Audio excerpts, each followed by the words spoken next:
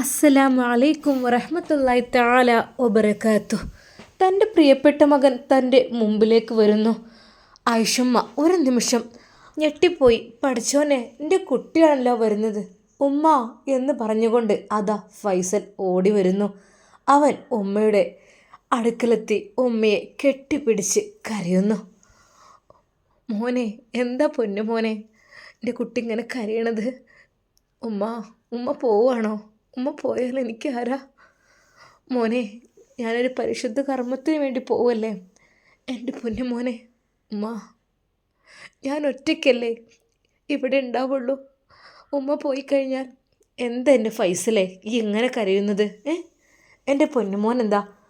ഫൈസലിൻ്റെ കണ്ണുനീർ ഉമ്മ അതാ തുടച്ചു കൊടുക്കുന്നു. ഹേയ്, എൻ്റെ കുട്ടി കരയല്ലേ, ഉമ്മ വരുമല്ലോ, 2 ആഴ്ച കൊണ്ട് ഉമ്മ വരും. ഉമ്മ, ഞാൻ എന്താ ഉമ്മ ചെയ്യുക? എൻ്റെ പൊന്നു മോനെ, എന്തൊരു ടെൻഷന്, കാര്യം പറ. എൻ്റെ കുട്ടിനോട് കഴിയുന്ന രീതിയിൽ കാര്യങ്ങളൊക്കെ ഞാൻ പറഞ്ഞതല്ലേ. എൻ്റെ പൊന്നു മോനെ, ഉമ്മ പറയുന്നത് ഒന്ന് കേട്ടെന്ന് ആലോചിച്ച് നോക്ക്. ചെയ്യണമെന്ന് ഞാൻ പറയണില്ല, ഒന്ന് ആലോചിച്ചാൽ മാത്രം മതി. നിങ്ങൾക്ക് ഉപകാരമില്ലാത്തൊന്നും ഈ ഉമ്മ പറയില്ല. എൻ്റെ മക്കളല്ല നിങ്ങൾ, പെറ്റി പോറ്റി വളർത്തിയ വലിയ മക്കളാണ് നിങ്ങൾ. അതുകൊണ്ട് ഈ ഉമ്മാക്ക് ആഗ്രഹം മക്കളൊക്കെ നന്നാവണം, നല്ല രീതിയിൽ നിൽക്കണം എന്നുള്ളത് മാത്രമാണ്. അല്ലാതെ മക്കൾ കേടുവരണമെന്ന് ഒരു ഉമ്മ ആഗ്രഹിക്കൂല. എൻ്റെ കുട്ടീൻ്റെ നന്മക്ക് ആവശ്യമുള്ളത് ഉമ്മ പറഞ്ഞു തന്നു. ഉമ്മ, എനിക്കതിന് കഴിയുന്നില്ല ഉമ്മ. ഏയ്, അതൊന്നും സാരില്ല. ഞാൻ പോകുന്നത് അള്ളാഹുവിൻ്റെ ഭവനത്തിലേക്കാണ് എൻ്റെ കുട്ടിയെ. ഉമ്മ അവിടെ ചെന്ന് എൻ്റെ മക്കൾക്ക് വേണ്ടി ദുആ ചെയ്യും. എൻ്റെ മക്കൾ നന്നാവാനും എല്ലാം റാഹത്തിലാകാനും ഹൈറാവാനും ഉമ്മ ദുആ ചെയ്യും. നിങ്ങൾക്കൊക്കെ വേണ്ടിയിട്ട് കൂടിയാണ് ഉമ്മ പോകുന്നത്. ഉമ്മ, ഫൈസലിന് ഉമ്മയെ വിട്ട് കളയാൻ താല്പര്യമില്ലായിരുന്നു. മോനെ, ഉമ്മ, ഷാമോൻ വിളിക്കുന്നു. ദാ അവിടെ ടൈമായി തുടങ്ങി.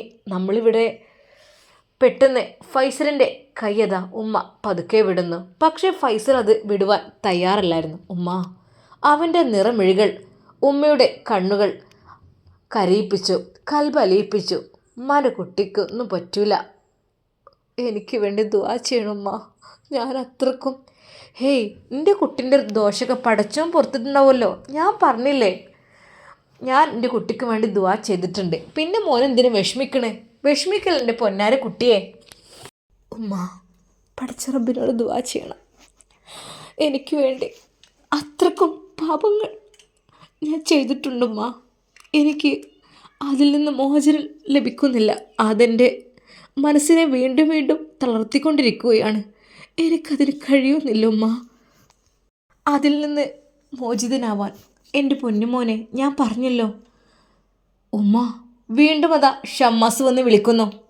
എല്ലാവരും പോയി തുടങ്ങി, നമുക്ക് ഫ്ലൈറ്റ് മിസ്സാവും ഉമ്മ. മോനെ, ഉമ്മ അവൻ്റെ മുഖത്തേക്ക് നോക്കി. ഫൈസലിനെ അവിടെ ഉപേക്ഷിച്ച് പോകാൻ ഉമ്മക്ക് തോന്നുന്നില്ലായിരുന്നു. ഉമ്മ, ഞാൻ പറഞ്ഞത് മറന്നില്ലല്ലോ. ഷമ്മാസ് പറഞ്ഞ വാക്കുകൾ. അതെ, ഉംറയ്ക്ക് വേണ്ടി പോകുകയാണ്.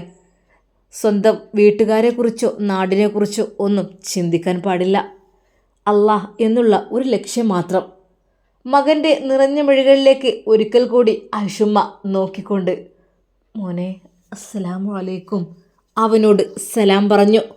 കൂടെയുള്ളവരെല്ലാം കരഞ്ഞു പോകുന്ന രീതിയിലായിരുന്നു അവിടുത്തെ ആ രംഗം. നവാസും മക്കളും. ഉമ്മ തിരിഞ്ഞു നോക്കുന്നേയില്ല. മക്കളെ കാണാൻ ഉമ്മക്ക് കഴിയുന്നില്ല. നവാസ് പിടിച്ചു വെച്ച് നിൽക്കുകയാണ്. ആ ഉമ്മയിൽ നിന്ന് മക്കളെ വേർപ്പെടുത്താൻ ഒരുപാട് സമയം മെനക്കെട്ടു. ഉമ്മാക്ക് പിന്നീട് തിരിഞ്ഞു നോക്കാൻ കഴിഞ്ഞില്ല. ഉമ്മ യാന്ത്രികമായി മുന്നോട്ട് തന്നെ നീങ്ങിക്കൊണ്ടിരിക്കുകയാണ്. എല്ലാവരും സലാം പറഞ്ഞു അവർ യാത്ര അയക്കുന്നു. നുസൈബക്കും നല്ല സങ്കടമുണ്ട്. മക്കളുടെ കരച്ചിൽ ദൂരെ നിന്ന് അതാ കേട്ട് ചെവിയിൽ അലക്കുന്നു. റബ്ബേ, ഒരു നിമിഷം ഓർത്തുപോയി. പടച്ചോനെ, അള്ളാഹുവേ, അവരെ സുരക്ഷിതമായ കരങ്ങളിൽ നീ എത്തിക്കല്ല. ഒരിക്കൽ കൂടി ഉമ്മ തിരിഞ്ഞു നോക്കിയപ്പോൾ കണ്ടത് ഫൈസലിൻ്റെ നിറമിഴികളായിരുന്നു. ഉമ്മ രണ്ടും കൽപ്പിച്ച് അതാ അതിനകത്തേക്ക് പ്രവേശിക്കുന്നു.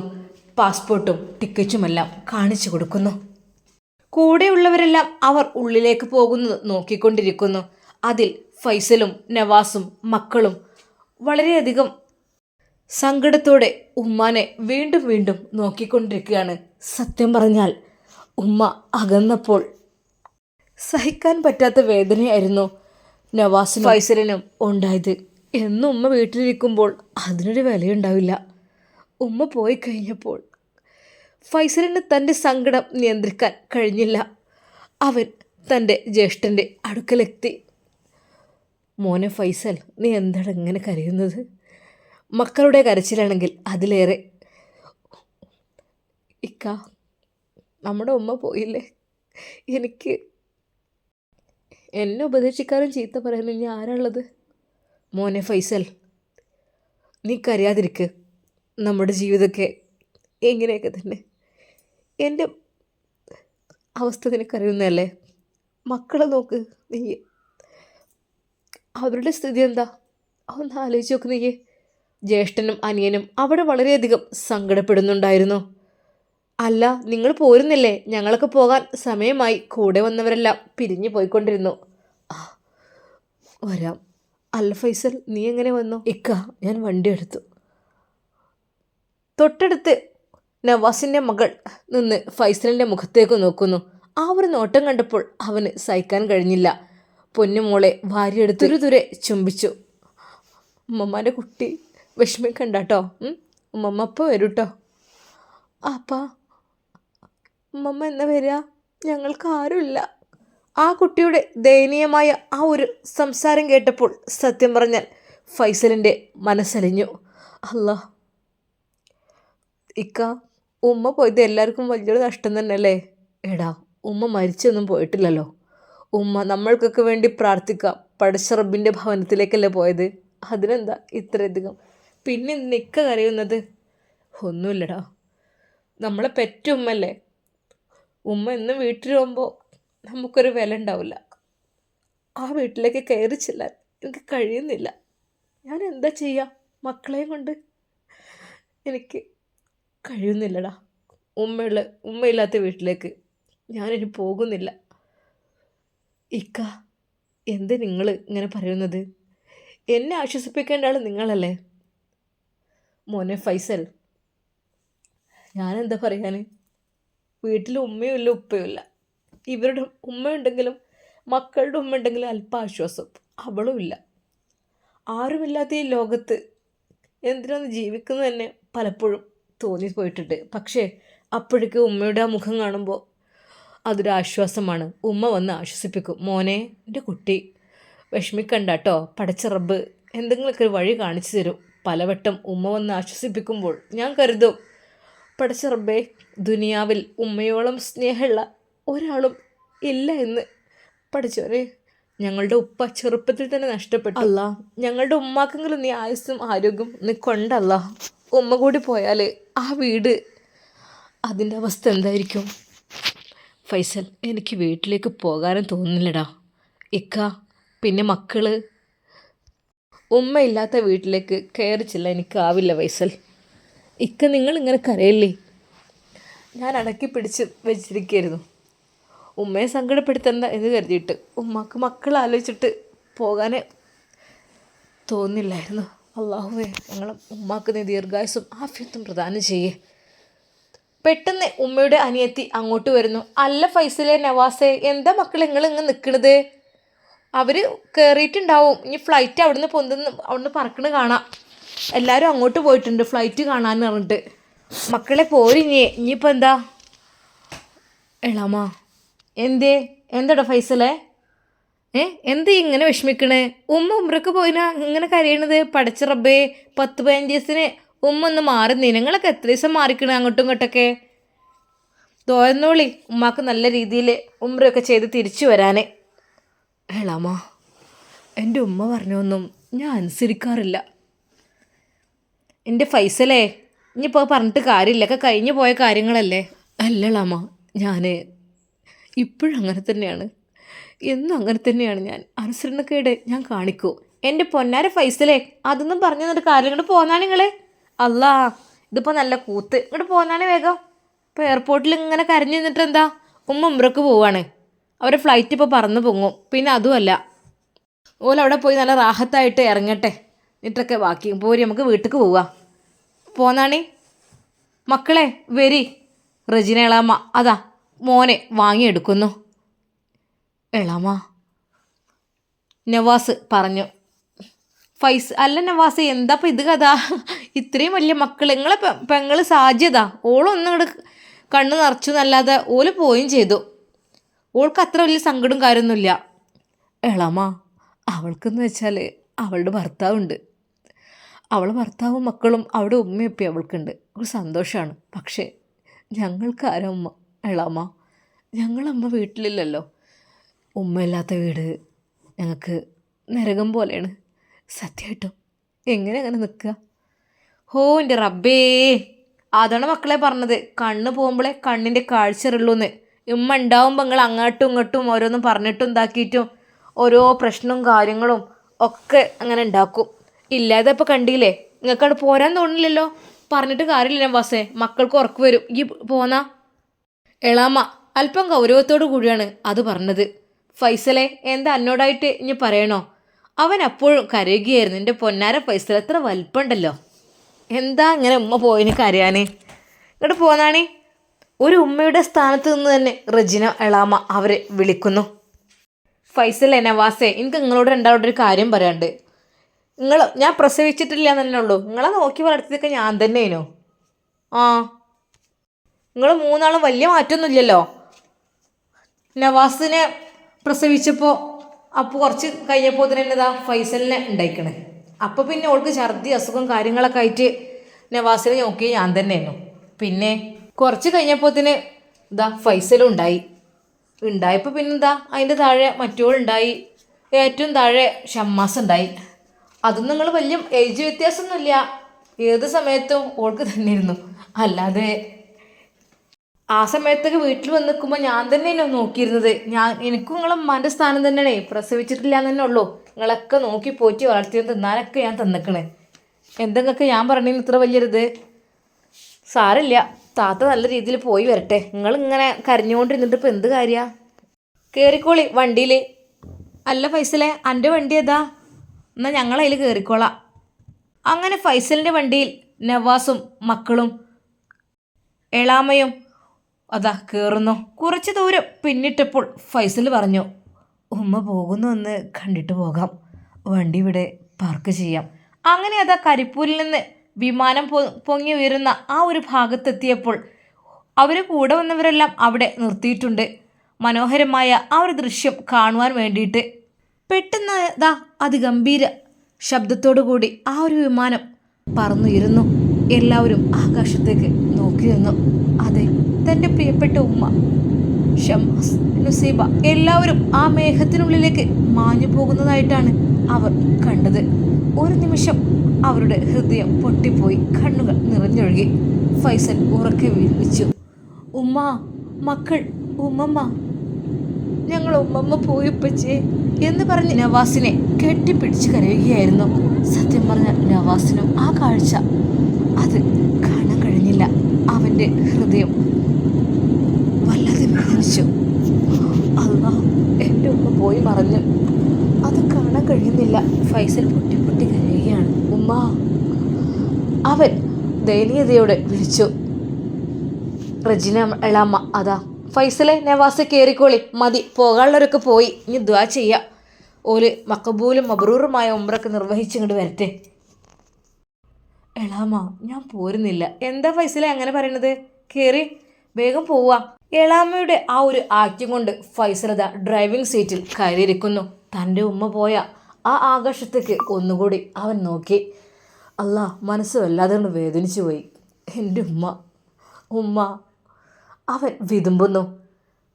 റജിന എളാമ്മ പറയുന്നു, പൊന്നാര ഫൈസലേ, ഇതെന്താ ചെറിയ കുട്ടികളോ? ചെറിയ കുട്ടികൾക്ക് പോലും ഇത്ര ടെൻഷൻ ഉണ്ടാവില്ല. ഇതാ നവാസിൻ്റെ ചെറുതുറങ്ങി, വലുതിന് ഇപ്പോഴും മുഖത്തൊരു വിഷമമുണ്ട്. എന്നാലും നിങ്ങളെന്തീ കൊച്ചു കുട്ടികളൊക്കെ പോലെ വലിയ വലിയ തന്താരയിക്കണൊക്കെ ഇപ്പോഴപ്പം ഇങ്ങനെ കരയണത്? ഞാൻ പറഞ്ഞില്ലേ, ഉമ്മ ഉണ്ടാവുമ്പോൾ ഉമ്മാക്കനുസരിച്ച് ഒക്കെ നമ്മൾ നിൽക്കണം. ഷമ്മാസ് കുറേയൊക്കെ നിൽക്കണം അല്ലേ, ഉമ്മാൻ്റെ ഇഷ്ടത്തിനൊക്കെ. ഉമ്മാൻ്റെ ഇഷ്ടത്തിനൊക്കെ കുറച്ചൊക്കെ പറ്റിയ കുട്ടി തന്നെയാണ്. എല്ലായിടത്തും കൊണ്ടെടുക്കണം ഉമ്മാനെ. എല്ലാ സ്ഥലത്തേക്കും ഓൻ ഇഷ്ടത്തിന് കൊണ്ടുപോകണേ, അതുപോലെ എല്ലാം വാങ്ങിക്കൊടുക്കണേ, അങ്ങനെയൊക്കെ ആയിട്ട് ആ ഉമ്മ എളാമ്മ ഉമ്മാനെ വായിൽ വരുന്നുള്ളൂ കേട്ടോ. അതിനെന്താ ആയിക്കോട്ടെ, നിങ്ങൾ ഉമ്മാൻ്റെ സ്ഥാനം തന്നെ അല്ലടാ, ഉമ്മ എളാമ്മയൊക്കെ കണക്ക് തന്നെയാണ്. ഇനിയിപ്പോൾ കുറച്ച് ദിവസം ഞാൻ നോക്കട്ടെ നിങ്ങളെ. നമുക്ക് നേരെ ഞങ്ങൾ വീട്ടിലേക്ക് പോവാം. ഇനിയിപ്പോൾ നിങ്ങളെ വീട്ടിലേക്ക് നിങ്ങൾ പോകണ്ട, അതായിരിക്കും നല്ലത് ഉമ്മ. സോറി എളാമ്മ. അത് നവാസ് പറഞ്ഞു, അത് എളാമ്മ വീട് ചിലപ്പോൾ അങ്ങനെ ഇങ്ങനെ കിടക്കായിരിക്കും, നമ്മൾ ഇറങ്ങി പോകുന്നതല്ലേ, അവിടുത്തെ കാര്യങ്ങളൊക്കെ ഫുഡ് കഴിച്ചതും എല്ലാം ആയിട്ട് ക്ലീനിങ്ങും കാര്യം ഒരുപാടുണ്ടാകും. പിന്നെ അതൊക്കെ കഴിഞ്ഞിട്ടൊക്കെ ഇൻഷാ അല്ലാ. അരമണിക്കൂർ യാത്രയ്ക്ക് ശേഷം നവാസിൻ്റെയും ഷമ്മാസിൻ്റെയും ഫൈസലിൻ്റെയും ഉമ്മയില്ലാത്ത ആ വീട്ടിലേക്ക് അവരതാ കയറി ചെല്ലുന്നു. തികച്ചും ശൂന്യമായ ആ ഒരു വീട് കാണുമ്പോൾ തന്നെ, നമ്മൾ വരുമ്പോൾ തന്നെ ഉമ്മറത്ത് സിറ്റ് ഔട്ടിൽ ഇരിക്കുന്ന, ചിരിച്ചുകൊണ്ട് സ്വീകരിക്കുന്ന തൻ്റെ പ്രിയപ്പെട്ട ഉമ്മ അവിടെയില്ല. സത്യം പറഞ്ഞാൽ നവാസിനും ഫൈസലിനും അതൊരു സങ്കടമായി. ഉമ്മ അസ്സലാമു അലൈക്കും എന്ന് ചൊല്ലിക്കൊണ്ട് ഉമ്മ കയറുമ്പോൾ ഉമ്മ ആ സിറ്റ് ഔട്ടിൽ ഇരുന്ന് അവരെ നോക്കിക്കൊണ്ടിരിക്കുന്നുണ്ടാവും. മക്കളെ കാണാനല്ലോ. എല്ലാ മക്കളും വന്നതിന് ശേഷമേ ഉമ്മാക്ക് ഉറക്കം വരാറുള്ളൂ. കുറേ കാലമൊക്കെ ഫൈസൽ കഷ്ടപ്പെടുത്തിയിരുന്നു. ഒരുപാട് നേരം കാത്തിരിക്കും. പാവം നസീബിയും അങ്ങനെ തന്നെ. പിന്നീട് അതങ്ങോട്ട് ശീലമായി പോയി. എൻ്റെ കുട്ടികൾ പഠിച്ചവനെ എന്നാന്ന് നന്നായി കാണാം, ഉമ്മ എപ്പോഴും ദുആ ചെയ്യുമായിരുന്നു. എന്നാൽ ഉമ്മയില്ലാത്ത ആ വീട് അവർക്ക് വളരെയധികം സങ്കടമായിട്ട് തോന്നി തുടങ്ങി. ഉറക്കത്തിൽ നിന്ന് മോൻ ഉണർന്ന് ഉമ്മമ്മ എന്ന് വിളിച്ചു. മോളും എവിടെ ഉമ്മമ്മ? അവർ വളരെയധികം വിഷമത്തോടെയാണ് ആ വീടിൻ്റെ വാതിൽ തുറക്കുന്നത്. ചിരിച്ചുകൊണ്ട് നിൽക്കുന്ന തൻ്റെ ഉമ്മയുടെ മുഖമാണ് ഫൈസലിന് തോന്നിയത്. ഒരു നിമിഷം അവൻ ഉമ്മ എന്ന് വിളിച്ചു. എളാമ്മ പറഞ്ഞു, ഫൈസലേ, നവാസേ, നിങ്ങളെ ഏതായാലും ഉമ്മ പോയി, ഇനിയിപ്പോൾ എൻ്റെ കൂടെ പോരാണെങ്കിൽ നിങ്ങൾക്ക് പോരാ. എളാമ്മ നിങ്ങളിവിടെ നിന്നോളി കുറച്ച് ദിവസത്തിന്. എൻ്റെ പൊന്നാര കുട്ടിയെ, അതെടാ എളാപ്പാക്ക് ബുദ്ധിമുട്ടായിരിക്കും. പിന്നെ അതുമല്ല ഫിദ മോള് പഠിക്കുമല്ലേ, അപ്പോൾ പിന്നെ ഇവിടെ നിൽക്കലും മോനെ നടക്കൂലല്ലോ. എൻ്റെ കുട്ടികൾ അങ്ങോട്ട് പോരി. അല്ല ഞാൻ പോവാണ്, എനിക്കിവിടെ ഫൈസൽ പറയുന്നു, എനിക്ക് ഷോപ്പിലേക്ക് പോകണം. പിന്നെ അത് കേട്ടപ്പോൾ നവാസ് ആകെ വിഷമിച്ചു. അവൻ അവൻ്റെ മക്കളുടെ മുഖത്തേക്ക് നോക്കി. നവാസ് പറഞ്ഞു, എളാമ്മ നിങ്ങൾ പോയിക്കോളി. അല്ല മോനെ, കുട്ടികളെ ഞാൻ കൊണ്ടുപോവാണ്, അതായിരിക്കും നല്ലത്. എന്നാൽ അനക്ക് എൻ്റെ പാട്ടിനാണ് പോവാലോ, അനക്ക് എൻ്റെ ഓഫീസിക്കോ അവിടേക്ക് ഇവിടേക്ക് ഇങ്ങനെ വെച്ചാൽ പോവുകയും ചെയ്യാം.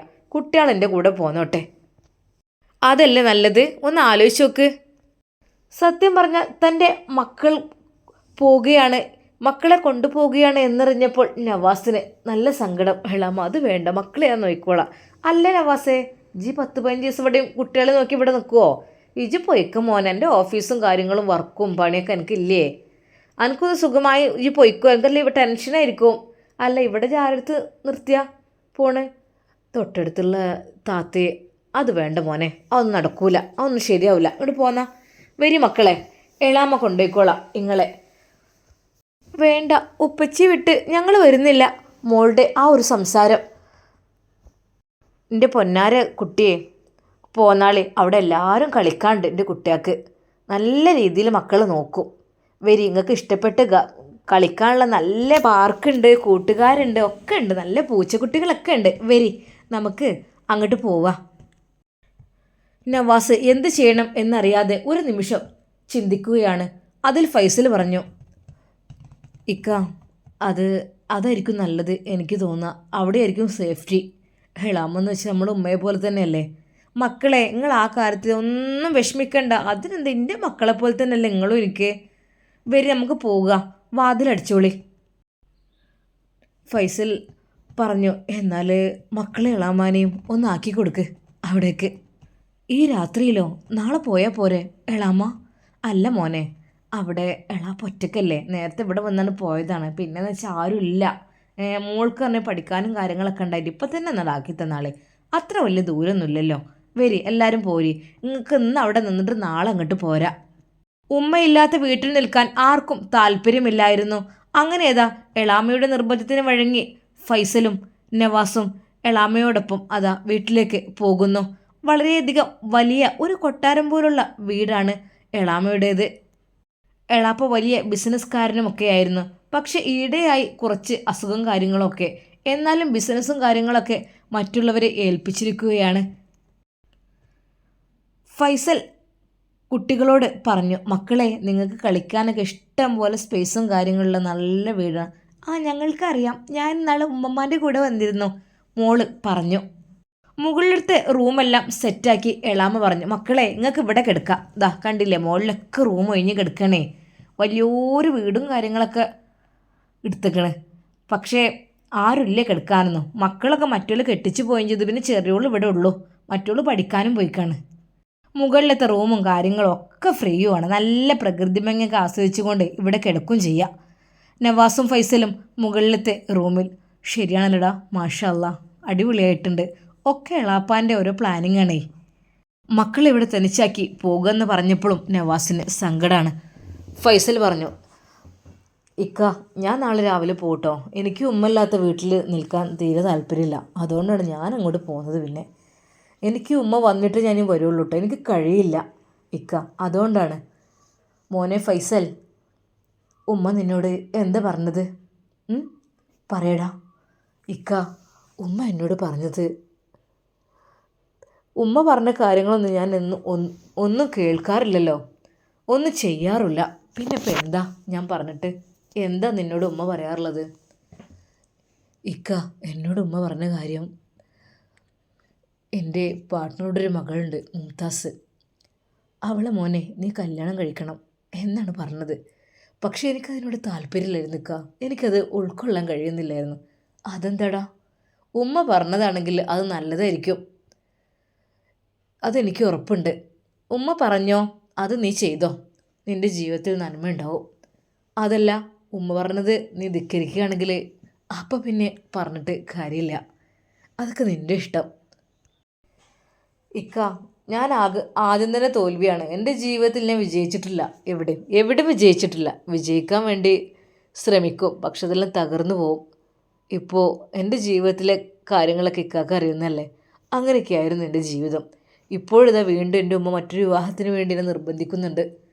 പക്ഷേ എനിക്ക് ഉൾക്കൊള്ളാൻ കഴിയണില്ല. എനിക്കത് മനസ്സിലേക്ക് അങ്ങോട്ട് വരുന്നില്ല. എന്താ ഞാൻ ചെയ്യുക? മോനെ ഫൈസൽ, ഉമ്മ പറഞ്ഞത് അനുസരിക്കാൻ നീ തയ്യാറാണെങ്കിൽ നിനക്ക് നല്ലൊരു ജീവിതം ഉണ്ടാകും. ഫൈസൽ ഒന്നും മിണ്ടാതെ താഴോട്ട് നോക്കിയിരിക്കുന്നു. എന്താടാ നിനക്കെന്താ തോന്നുന്നത്? ഇക്ക, എനിക്കെൻ്റെ പഴയ ചിന്തകൾ എൻ്റെ മനസ്സിൽ നിന്ന് ഇപ്പോഴും മാഞ്ഞിട്ടില്ല. പലതവണ ഞാൻ മായ്ക്കുവാൻ വേണ്ടി ശ്രമിച്ചപ്പോഴും വീണ്ടും വീണ്ടും അതങ്ങനെ. ഹേയ്, ഇനി അതിനെക്കുറിച്ച് നീ ആലോചിക്കുന്നത് ഒട്ടും ശരിയല്ല. അത് നമ്മുടെ പ്രിയപ്പെട്ട അനിയൻ ഷമ്മാസിനോട് ചെയ്യുന്നൊരു ചതിയായിരിക്കും. അത് നീ മറക്കണ്ട.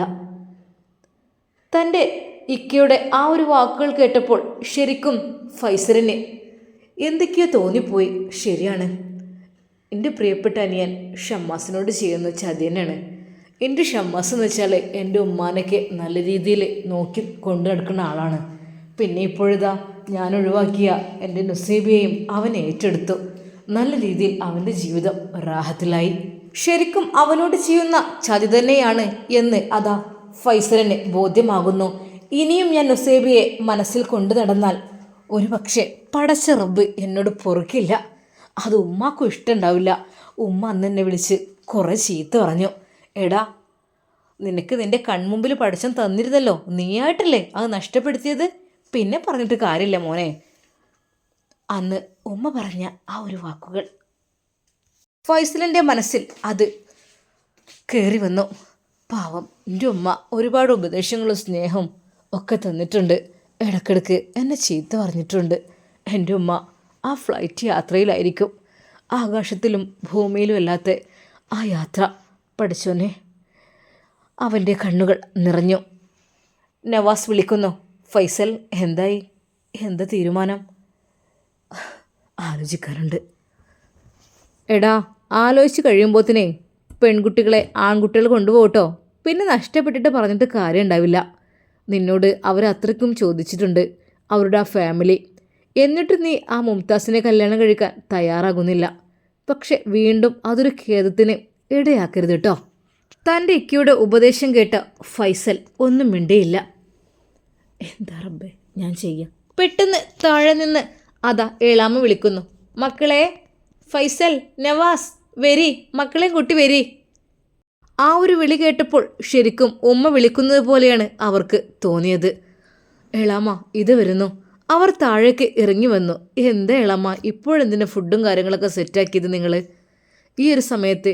അല്ല, നിങ്ങൾ നേരത്തെ ശരിക്കും കഴിച്ചിട്ടുണ്ടാവില്ല, കഴിക്ക്, എല്ലാവരും കഴിച്ചിട്ട് കിടന്നുറങ്ങിക്കോളി, സമയം ഒരുപാടായില്ലേ. വേണ്ടില്ലായിരുന്നു ഇനിയിപ്പോൾ.